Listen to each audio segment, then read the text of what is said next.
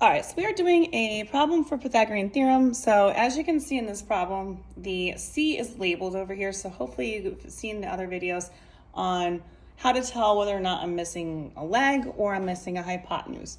In this case, I have both legs. So I have the shortest side of the legs, which is your A.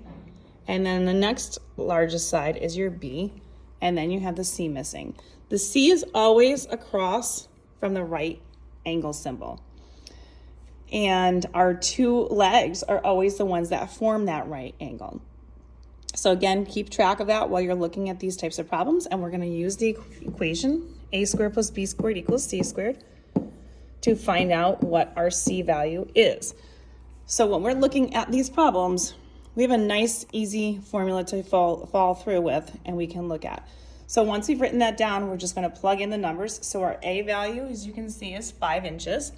So we're going to put 5, and we're going to square that. And then we're going to put plus B, which in this case is 12. We're going to square that as well. And then we're going to find out what our C squared is. Now, 5 squared means 5 times 5, not 5 times 2. So 5 times 5 is 25. 12 times 12 is 144.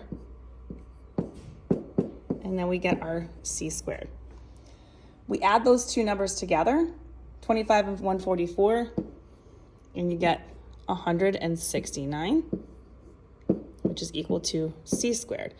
Now, as you remember, hopefully from your typical algebra rules, that is not the way we leave this because C is not all by itself. We need to get rid of that square little number there. The way we get rid of a square, its opposite or inverse operation is to square root. So we square root both sides. That takes care of that square. And now C is all by itself.